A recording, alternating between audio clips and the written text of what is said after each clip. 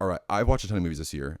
You've watched a movie this year, but instead of ranking everything, which I've already done, we're gonna give out some awards. Okay, so here's how it works. I have a list of 10 categories. Some are good and some are bad. I want you to give me the 2025 movie that corresponds to each category. And for the record, it was Utopia 2, and it's awesome. 2025 was an interesting year for movies. The average on the spreadsheet was 261, and the overall score average was a 5.28. So there's a lot of bad movies this year. So let's start with some of those categories that highlight some of those misses from 2025.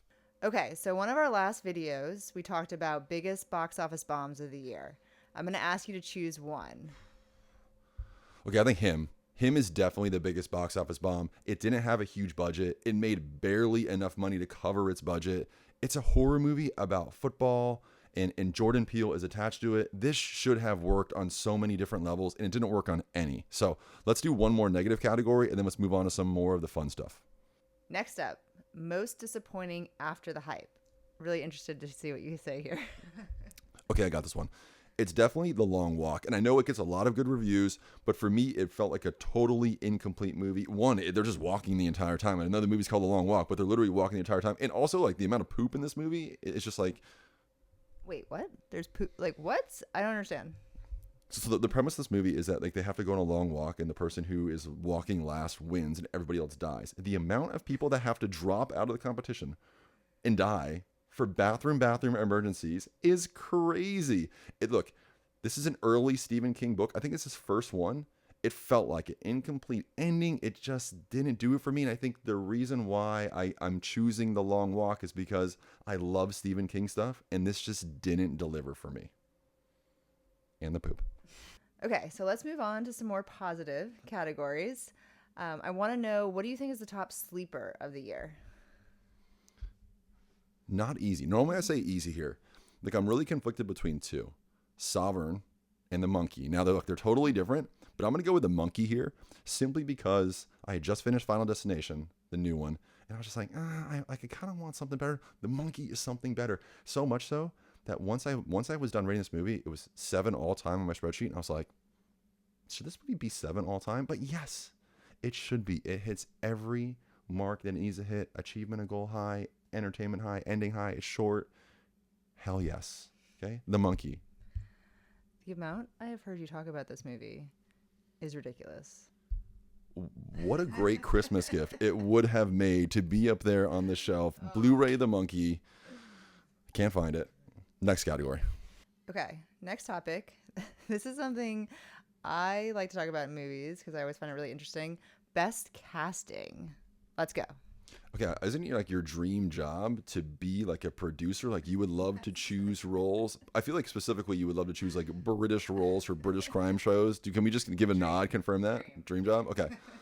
Now, ironically, for best casting, it's a movie that I didn't originally watch and kind of drag my feet on watching because of the casting. So I was like, oh, do I want to watch a movie with Pedro Pascal and freaking Joaquin Phoenix? That feels pretty weird to me. But Eddington nailed the casting. And what stopped me from watching originally is what ultimately kept me watching all the way through and being like, damn, this is a pretty good movie. It's a really good movie. Eddington. Before we move on, I just have to acknowledge I just gave you a thumbs up. I don't know why I did that. Anyway, moving on to a category that I can actually weigh in on. Best family movie. Well, wait, weigh in on it. You choose yours. I mean, obviously, Zootopia 2. It was wonderful. It's a kid's movie that I think adults will enjoy as well, for sure. Yeah, obviously Zootopia too. Which honestly, like before today, because we just got out of the theater from seeing it, I would have said K-pop Demon Hunters. But what Zootopia 2 did really well is they had so many cool little Easter eggs. Like, there's references to The Shining and Silence of the Lambs in there, which I love. But also during the movie, my daughter looked over and was like, "That's from this movie," and I was like, "Did she just pick up on an Easter egg?" So Zootopia 2, awesome, and it's got a new Shakira song. So hell yes. Okay, next category. Better than it had any right to be. What do you think? This is a tough one because I could reference The Monkey again. I'm not going to, even though I just did. It's Sovereign. This movie was incredible on so many different levels. I would say if you haven't seen Sovereign, go watch it. It's not an easy watch. Don't look at the poster. Don't watch a trailer. Just watch it. It's based off a true story. I mean, it got me really emotional. It was just a really good movie, and Nick Offerman can act. He's really talented. Go see Sovereign, but also The Monkey. Love Nick Offerman. So in your shorts, you talk about chemistry a lot. What movie this year had the best on-screen duo? But look, like rightfully so, because bad chemistry in a movie between two people, especially if it's like a love interest, is awful. So it's The Gorge. Anna Taylor-Joy, Miles Teller, fantastic, separate, put them together, dynamite. The Gorge. Let's talk about the most visually stunning movie of the year. I know you love this category, so interested in your take. Okay, it was Anemone all year for me. But then I watched one battle after another, and I was like, oh, maybe. But honestly, no, it's Anemone. Because when they transition from scene to scene, they do like this wide lens shot of like nature, and it is spectacular. And the sound that goes with it is awesome. So Anemone, but it's not for you. I think it could also win hardest movie name to pronounce, for the record. It's so hard to pronounce. I'm not even going to say it again because then we can't be able to use this take. So next category. All right. Best performance that deserve more attention. What do you think? Easy. This is Mickey 17, Robert Pattinson. Just the subtle differences he has between each of these different Mickeys. He completely carries this movie. Do you think it's worthy of an Oscar nomination?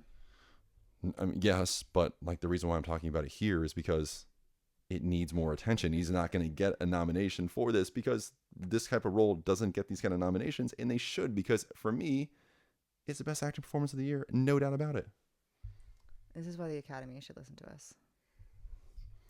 Like, would you go to the Oscars if they gave you the opportunity? Yeah, I don't watch movies, but I watch the Oscars every year. That'd be like my worst nightmare. Like, I love movies, and I would never want to go to the Oscars. Okay, last category coming up. So 2025 is over. What movie are you most likely to watch again? What's the most rewatchable? You know, it's F1. Not even close for me. It joins Rush. It joins Ford vs Ferrari as these instant car classics. I mean, the cool thing about these racing movies is that awesome visuals. The sound is always spectacular, and you can tell in the background all my F1 stuff up here. And you got me that awesome Aston Martin brake pad off an F1 car as a Christmas gift. So nice gift. But F1 is going to be the movie that we rewatch again probably multiple times. That wraps up this week's list. Watch the shorts, like, subscribe, and comment. And watch movies.